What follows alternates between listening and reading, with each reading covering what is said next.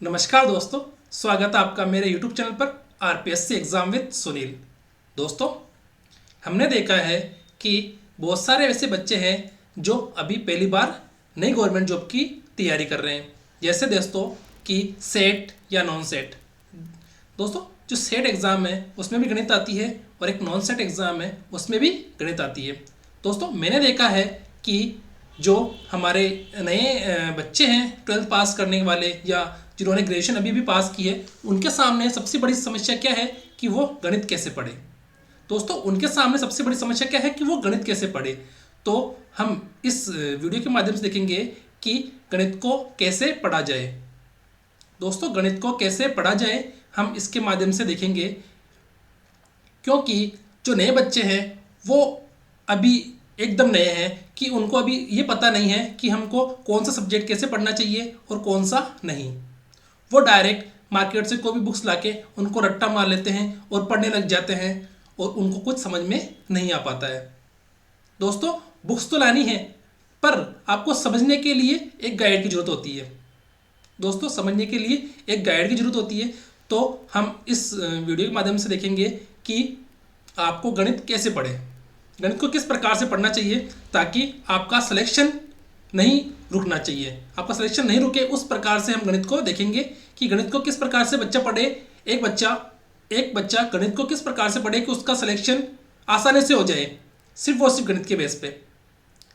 ठीक है दोस्तों, देखिए, सबसे पहले दोस्तों आप लोगों को कोई भी टॉपिक हो उसको बेसिक से अच्छे से क्लियर करना चाहिए। दोस्तों, क्या है कि बेसिक अच्छा होगा, आपका क्या होगा, बेसिक अच्छा होगा तो आपको किसी भी प्रकार की कोई भी प्रॉब्लम नहीं आएगी। दोस्तों, अगर बेसिक अच्छा है आपका, क्या बेसिक अच्छा है तो आपको किसी भी प्रकार की कोई भी प्रॉब्लम नहीं आएगी।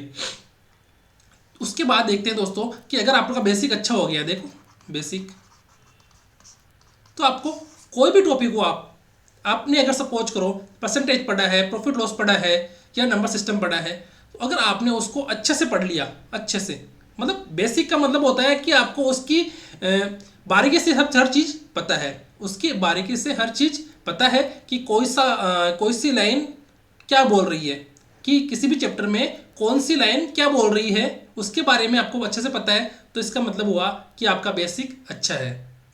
दोस्तों, बेसिक अच्छा होने का मतलब इतना सा है कि अगर बेसिक अच्छा है तो कोई भी क्वेश्चंस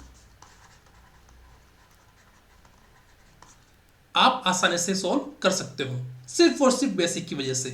दोस्तों, सिर्फ और सिर्फ बेसिक की वजह से आप कोई भी क्वेश्चंस आसानी से सॉल्व कर सकते हो, क्योंकि जो हमारे एग्जाम हैं, जो सेट है या नॉन सेट हो, एलडीसी, पटवार, ग्राम सेवक, या फिर हम ले ले रीट और आरपीएससी जैसे अभी नई वैकेंसी आने वाली है आरपीएससी की फर्स्ट ग्रेड के एग्जाम में भी जो उनके जो सिलेबस है उनमें बेसिक क्वेश्चंस बहुत सारे आते हैं। दोस्तों, जो मेरे साथी हैं बहुत सारे, उनका सिलेक्शन सिर्फ और सिर्फ गणित की वजह से नहीं हो पा रहा है। दोस्तों, क्यों? क्योंकि गणित का जो वेटेज है वो 100 में से कम 20% वेटेज रहता है हर एग्जाम के अंदर। 20% वेटेज कम नहीं होता दोस्तों, किसी भी वैकेंसी में 15 से 20% अगर गणित का वेटेज है, मैं मानता हूं दोस्तों कि अगर किसी भी वैकेंसी में 15 से 20% अगर गणित का वेटेज है तो सिलेक्शन के लिए मैथ्स काफ़ी है। दोस्तों, सिलेक्शन के लिए मैथ्स काफ़ी है। क्यों? क्योंकि 20% दोस्तों, 15%, 20% आपको आना चाहिए। आपको अगर आता है तो आपका सिलेक्शन आसानी से हो जाएगा। दोस्तों, हम बेसिक से पढ़ेंगे, कोई भी चीज़ पढ़ेंगे तो हम बेसिक से पढ़ेंगे, क्योंकि बेसिक अगर आती है तो आप आसानी से कोई भी क्वेश्चंस को सोल्व कर लोगे। दोस्तों, जो मेरे नए साथी हैं, मेरे जो नए दोस्त हैं जो अभी पहली बार गवर्नमेंट जॉब की तैयारी कर रहे हैं, उनके सामने ये बहुत बड़ी समस्या है कि हम कहाँ से पढ़े। क्यों? क्योंकि उनके पास बेसिक पढ़ाने वाला कोई नहीं है। सब लोग एडवांस लेवल से पढ़ाते हैं। डायरेक्ट कहाँ से पढ़ाएंगे? एडवांस लेवल से डायरेक्ट क्वेश्चंस पढ़ाएंगे वो, कि ये क्वेश्चन है, इसका आंसर ये है। पर उनको क्वेश्चंस की जो थ्योरी है, क्वेश्चन को कैसे अप्रोच किया जाए, वो नहीं बताएंगे। दोस्तों, वो नहीं बताएंगे कि क्वेश्चंस को कैसे सॉल्व किया जाए। हम इस चैनल पे देखेंगे कि कैसे क्वेश्चंस को सॉल्व किया जाता है, कैसे उसको बेसिक से लेकर एडवांस लेवल तक उसको उस क्वेश्चंस को समझा जाता है। हम सब चीज़ अच्छे से सीखेंगे। दोस्तों, अगर आपका बेसिक अच्छे से क्लियर हो गया, सबसे पहले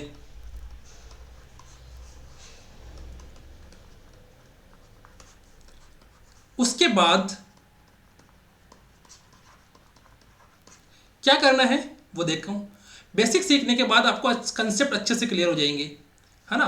कि अगर आपका बेसिक अच्छे से क्लियर हो गया एक बार अगर आपका किसी भी चैप्टर का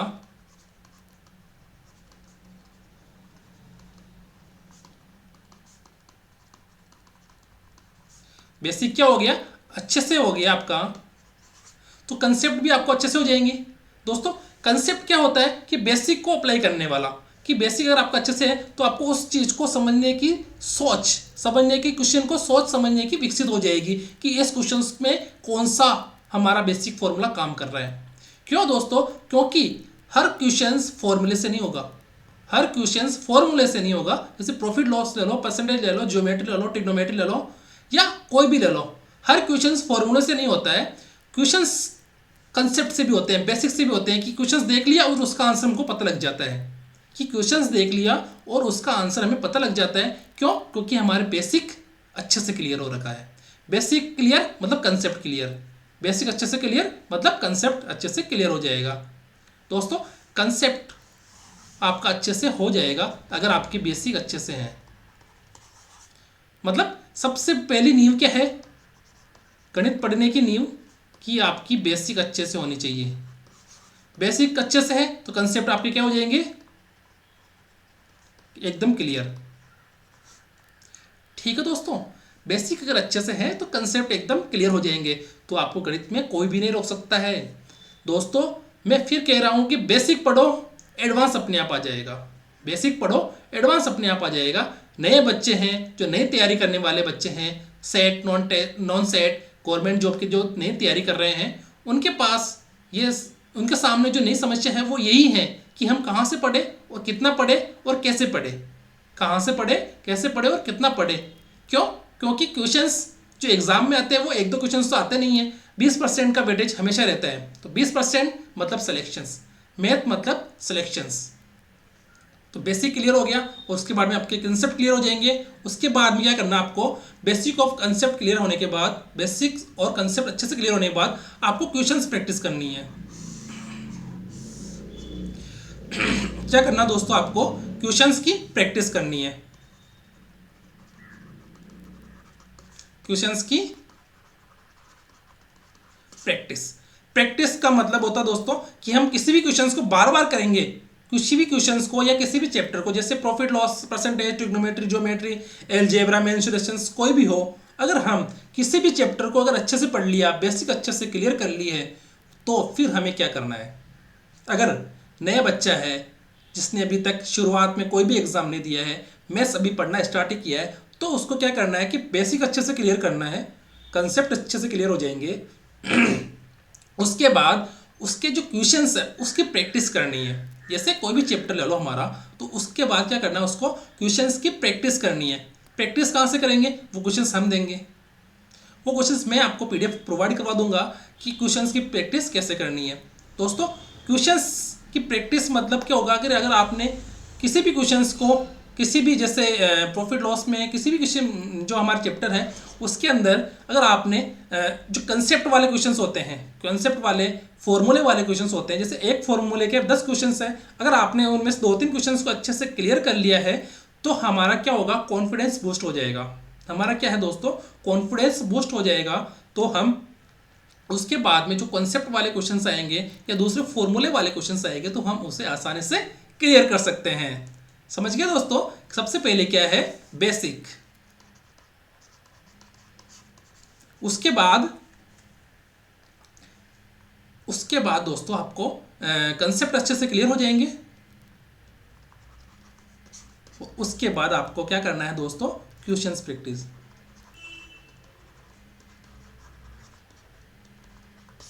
ठीक है दोस्तों, क्वेश्चंस प्रैक्टिस उसके बाद करनी है। मतलब बेसिक, फिर कंसेप्ट क्लियर हो जाएंगे बेसिक से, उसके बाद आपको क्या करना है, क्वेश्चंस की प्रैक्टिस करनी है, बार बार क्वेश्चंस को निकालना है। मैथ्स का एक ही फंडा है क्लियर करने का कि आपको क्वेश्चंस प्रैक्टिस करनी है।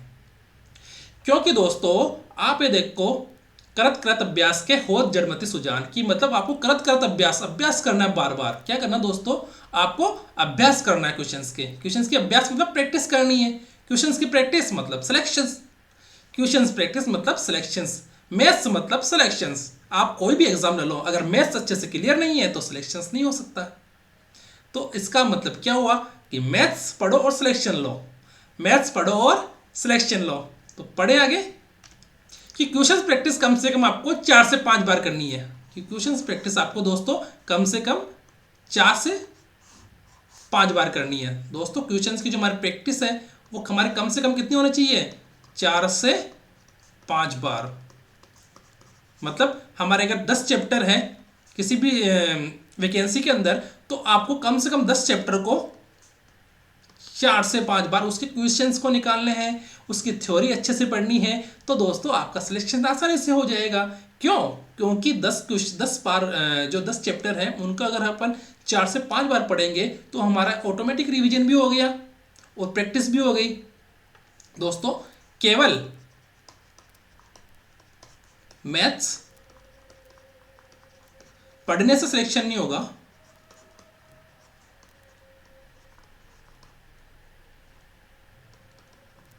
पढ़ने से सिलेक्शन नहीं होगा, उसको आपको प्रैक्टिस करनी है।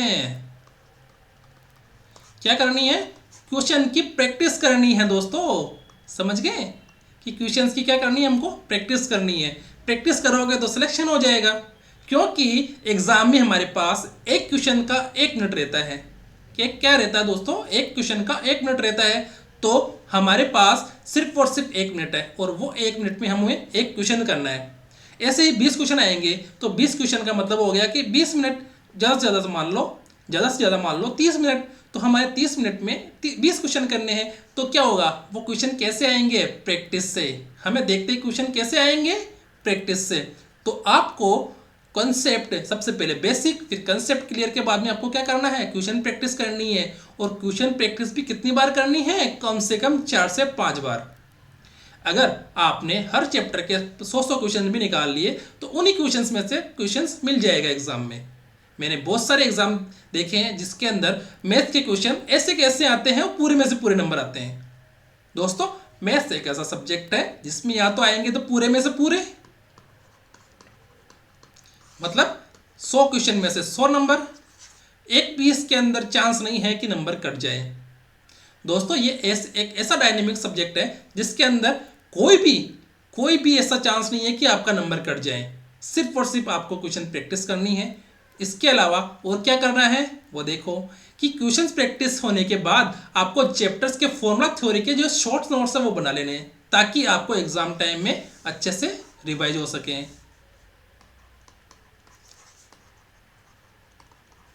क्या हो सके? एग्जाम टाइम में अच्छे से रिवाइज हो सके। दोस्तों क्या है कि शॉर्ट नोट्स किसके? फॉर्मूला के। किसके बनाने दोस्तों? फॉर्मूला के शॉर्ट नोट्स बनाने हैं। किसके? फॉर्मूला के। क्योंकि हर चैप्टर के अंदर ये मान लो कि अगर 10 चैप्टर है तो 20 पेज, आपको सिर्फ और सिर्फ 20 से 25 पेज के ऐसे फॉर्मूले, ऐसे कंसेप्ट के कुछ जो है आपको बना लेने हैं, ताकि आपको एग्जाम टाइम में सिर्फ उनको पढ़ के जाओगे तो भी सिलेक्शन हो जाएगा। क्यों? क्योंकि दोस्तों एग्जाम में क्या होता है, एग्जाम में क्या होता है कि फॉर्मूला बेस जो क्वेश्चन आते हैं वो भी आते हैं फॉर्मूला के। ताकि फॉर्मूला कैसे आएगा? आप सपोज करो कि आपने जो चैप्टर पढ़ा है वो भूल गए, चैप्टर पढ़ा तो है लेकिन भूल गया कि फॉर्मूला कौन सा है। तो आपको क्या करना है कि शॉर्ट नोट्स बना लेने हैं। थोड़े से क्या करने हैं कि थोड़े से ही सही कि 20 से 25 पेज के पूरे चैप्टर के, पूरे मैथ्स के 20-25 पेज के क्या कर लेने हैं? शॉर्ट नोट्स बना लेने हैं, जिसके अंदर फॉर्मूला आ गया, एक कोई जैसे इक्वेशन आ गई, हाँ कोई समीकरण आ गई कि इसको क्वेश्चन को कैसे करते हैं। तो सिर्फ इतना सा करने से ही आपका सिलेक्शन हो रहा है, तो आप क्यों नहीं करोगे? आप अगर इतना सा करने से ही अगर आपका सिलेक्शन हो रहा है तो आप ये क्यों नहीं करोगे कि आपका बेसिक कंसेप्ट क्लियर हो जाए। आप क्वेश्चन की प्रैक्टिस करो और प्रैक्टिस कम से कम 4 से 5 बार करो और लास्ट में क्या करना है, हमको सिर्फ और सिर्फ 15-20 पेज या 20 से 25 पेज की सिर्फ और सिर्फ शॉर्ट नोट्स बना लेने हैं। शॉर्ट नोट्स का फ़ायदा ये होगा कि एग्ज़ाम टाइम में हम उसको देख सकते हैं। एग्जाम टाइम में एक बार हम सरसरी नज़र से देख सकते हैं और सिर्फ ये देख लो कि 10 चैप्टर में मतलब 500 पेज, और उन 500 पेज को समराइज कर लिया आपने सिर्फ और सिर्फ 15 से 20 पेज में। उसमें फॉर्मूले, कुछ शॉर्ट फॉर्मूले, कुछ इक्वेशंस और कुछ थ्योरम्स वगैरह होती है तो वो लिख लेना। तो इतना ही करना आपको। तो दोस्तों हमने क्या देखा कि गणित कैसे पढ़े, हमारे जो नए बच्चे हैं वो कैसे पढ़ोगे गणित को।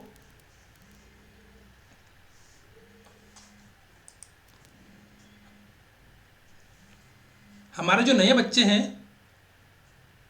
जो गणित को कैसे पढ़ेंगे, सबसे पहले बेसिक, फिर कंसेप्ट क्लियर हो जाएंगे। उसके बाद क्या करना दोस्तों, आपको प्रैक्टिस। प्रैक्टिस भी कितनी बार करनी है, कम से कम 4 से 5 बार। ठीक है दोस्तों, थैंक यू दोस्तों। जो नए बच्चे हैं वो इस चैनल से जुड़ जाइए ताकि आपका गणित के अंदर सिलेक्शन पक्का हो जाए। दोस्तों हम इस चैनल पर करेंगे गणित को बिल्कुल बेसिक से। आपका सिलेक्शन करवाना मेरी जिम्मेदारी है दोस्तों। गणित के अंदर आपका एक भी नंबर नहीं कटेगा, क्योंकि गणित मतलब सिलेक्शन, गणित मतलब सिलेक्शन। थैंक यू दोस्तों, थैंक यू।